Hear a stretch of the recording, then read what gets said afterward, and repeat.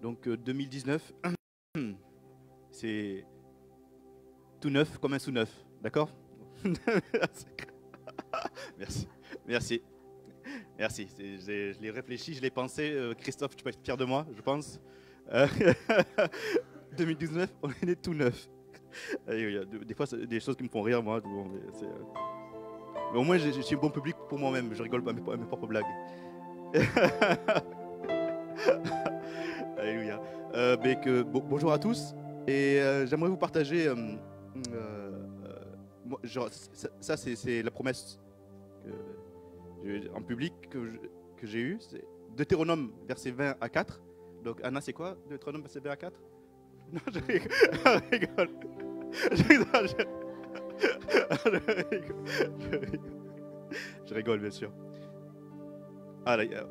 Car l'Éternel, votre Dieu, marchera avec vous pour combattre vos ennemis, pour vous sauver. Amen. Voilà. Bien sûr, je rigole. Et bien voilà, on a eu les temps des promesses, que ce soit aujourd'hui ou bien le 1er janvier. Et j'aimerais lire avec vous et qu'on puisse voir qui, quand on regarde à celui qui a fait ses promesses. À celui qui fait ses promesses. Ésaïe 45, s'il vous plaît. Ésaïe 45.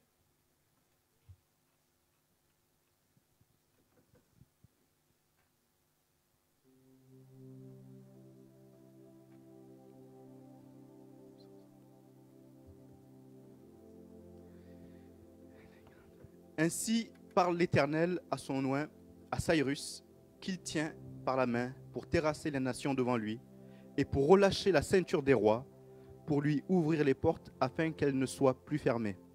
Je marcherai devant toi, j'aplanirai les chemins montueux, je romprai les portes d'airain et je briserai les verrous de fer. Je te donnerai des trésors cachés, des richesses enfouies, afin que tu saches que je suis l'Éternel qui t'appelle par ton nom, le Dieu d'Israël. Pour l'amour de mon serviteur Jacob et d'Israël, mon élu, je t'ai appelé par ton nom, je t'ai parlé avec bienveillance avant que tu me connaisses. Je suis l'Éternel et il n'y en a point d'autre. À part moi, il n'y a point de Dieu. Je t'ai saint avant que tu me connaisses. C'est afin que l'on sache du soleil levant au soleil couchant que, à part moi, il n'y a point de Dieu. Je suis l'Éternel et il n'y a point d'autre. Je forme la lumière et je crée les ténèbres. Je donne la prospérité et je crée l'adversité. Moi, l'Éternel, je fais toutes ces choses. Que les cieux répandent d'en haut et que les nuées laissent couler la justice.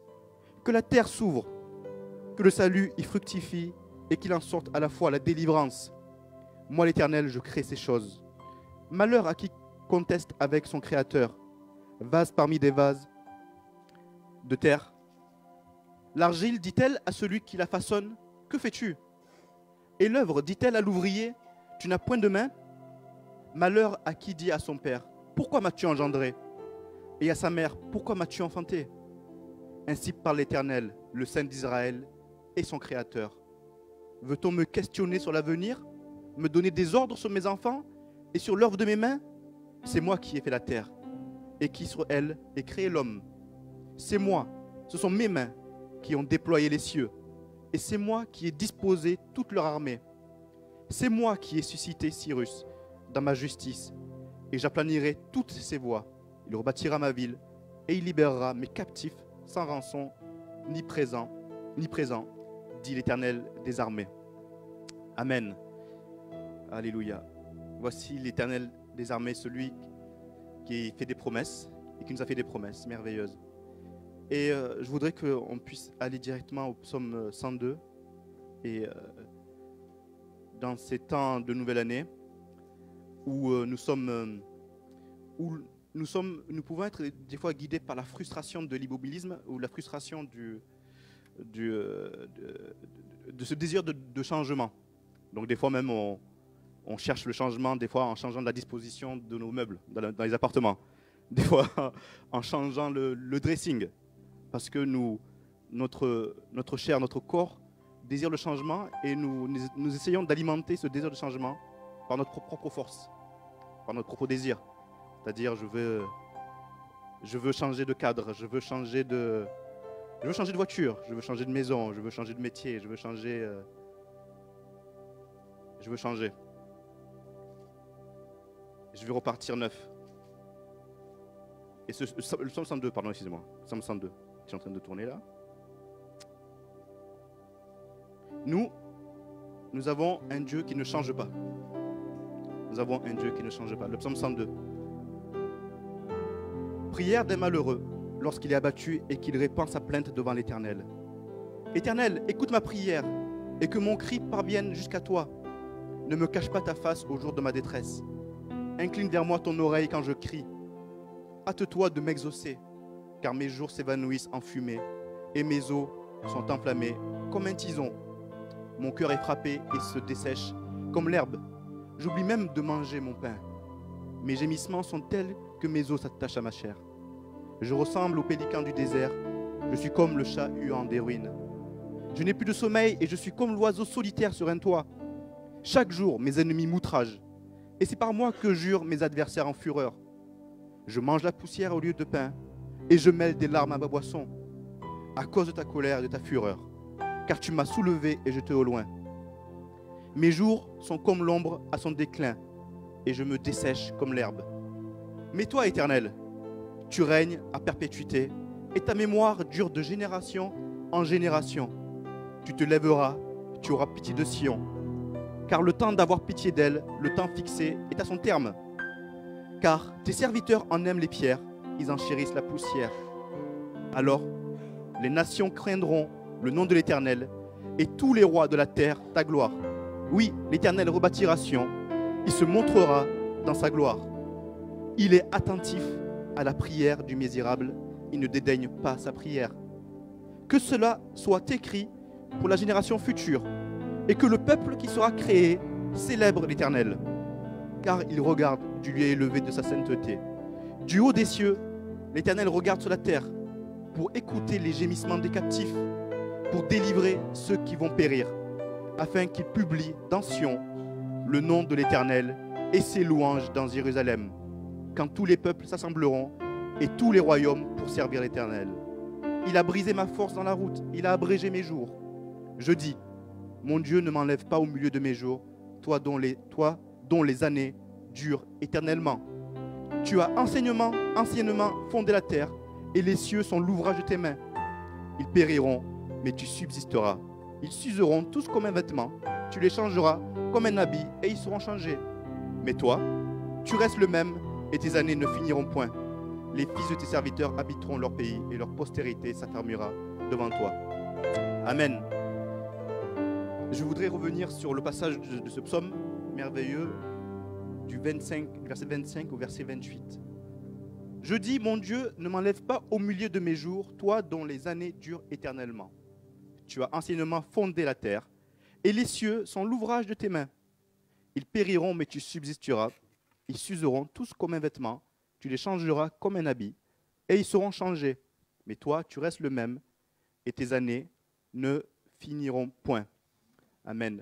Le psalmiste, dans ce psaume, oppose dans ces versets ce qui périt et ce qui est impérissable. Au commencement, Dieu créa les cieux et la terre. Et nous voyons que par nos propres yeux, nous voyons qu'il se passe des changements. Il y a des changements. Et celui qui a créé les cieux et la terre, lui, comment il peut changer? Il est le créateur des cieux et la terre, donc il ne peut pas changer. Il ne varie pas. Il n'y a pas une nombre de variations dans celui qui a créé le ciel et la terre. Comme pourrait périr le ciel et la terre. Lui, il ne périt pas, puisque c'est lui qui a créé de ses mains le ciel, les cieux et la terre. Toutes les promesses de Dieu dépendent de la vérité que Dieu ne change pas. Toutes les promesses de Dieu dépendent de la vérité que Dieu ne change pas. L'apôtre Pierre a utilisé un langage semblable au psalmiste pour assurer aux croyants de l'immuabilité et de l'inhérence de la parole de Dieu. Citant le prophète Isaïe, dans 1 Pierre, chapitre 1, versets 24 à 25, « Car toute chair est comme l'herbe, et toute sa gloire comme la fleur de l'herbe. L'herbe sèche et la fleur tombe, mais la parole du Seigneur demeure éternellement. Et cette parole est celle qui vous a été annoncée par l'Évangile. les merveilles de nos promesses, au-delà des promesses, viennent de celui qui ne change pas. Nous avons la certitude que les promesses s'accompliront parce que Dieu est celui qui ne change pas. Si contrairement, et si le psalmiste qui fait l'opposition entre ce qui périt et ce qui est impérissable, un homme qui fait des promesses et Dieu qui fait des promesses, il y a une grosse différence. L'homme périt, Dieu ne périt pas et Dieu ne change pas. Donc les promesses de Dieu sont là et ne périssent pas et s'accompliront. Et ce passage m'est venu parce que bon, on a eu les promesses et je me suis attaché à me dire, Seigneur, mais pourquoi et j'ai me venu dans le cœur que Dieu ne change pas. Ton Dieu ne change pas. Il est celui qui a été, qui est et qui sera. Donc c'est pour ça que ces promesses sont merveilleuses. Parce qu'elles ne sont pas dites de la bouche de n'importe qui. Et on a lu dans Ésaïe 45, qui est l'Éternel? Qui fait ce qu'il veut, et comme il veut, et quand il veut. L'idée que je vous dis n'est pas de vous dire que Dieu ne va pas accomplir ses promesses, mais il est le souverain, et il fait ce qu'il veut, quand il veut, et comme il veut. Nous, on regarde à sa souveraineté, on regarde à lui. Et on sait qu'il va accomplir ses promesses, mais quand il veut, comme il veut. Ce n'est pas moi qui veux dire à Dieu, fais comme ci, fais comme ça, comme je veux, à tel moment, j'ai rien à dire. C'est lui le potier, moi je suis que l'argile. Je suis que l'argile. Mais je suis heureux d'avance parce qu'il a fait des promesses merveilleuses. Je suis heureux d'avance parce qu'il a fait des promesses merveilleuses qui vont s'accomplir. Chaque automne, nous voyons le sol. Nous voyons que le sol est la preuve du changement. Nous voyons que le sol est la preuve de ce qui périt. On voit les feuilles qui tombent, on voit les feuilles qui meurent, et on voit les arbres qui se renouvellent. Chaque année, chaque saison, nous voyons au fil des saisons que le monde est en train, au fur et à mesure, que nous voyons les choses périssables. Nous-mêmes, en tant qu'êtres humains, si vous me voyez il y a 20 ans, maintenant vous me voyez maintenant, j'ai changé et je vieillis et les choses, je suis qu'un homme. Mais bon, j'ai quand même gardé une belle, quand je me regarde dans le miroir, j'ai quand même gardé une belle stature quand même. Mais moi je péris, mais Dieu ne périt pas. Ma chair périt, mais Dieu ne périt pas. Et c'est celui qui transforme. Nous cherchons par notre propre force la transformation, mais notre transformation dépend de celui qui ne change pas. Si je veux être transformé, je regarde, comme a dit le pasteur, à celui qui ne change pas et qui ne changera pas. J'ai beau me faire une méthode couée, ou me dire, Limon, il faut que tu changes, il faut que tu changes, il faut que tu changes, il faut que tu changes, tu vas faire ci, tu vas faire ça, ou bien avoir des bonnes résolutions, mais si je ne regarde pas à celui qui ne change pas, je ne serai pas transformé. Je ne serai pas transformé. Je ne peux pas me transformer par moi-même. Étant moi-même un être périssable, je ne peux pas me transformer moi-même en quelque chose qui n'est pas périssable. C'est impossible. Il faut que quelqu'un qui soit impérissable, qui ne change pas, me transforme pour que moi, je sois régénéré comme lui. Et là, notre dépendance, elle dépend de celui qui ne change pas. Chaque automne, donc, on voit que le sol est jonché de feuilles qui meurent. On voit ces belles couleurs d'automne. On est émerveillé, mais on est émerveillé par des choses qui meurent. On est émerveillé par des choses qui meurent. Et cette nature périssable, pourtant, au milieu de ce changement terrestre, Dieu, lui, ne change pas. L'auteur d'Hébreux cite lui-même le psaume 102 et l'applique spécifiquement à qui? Au Seigneur Jésus-Christ.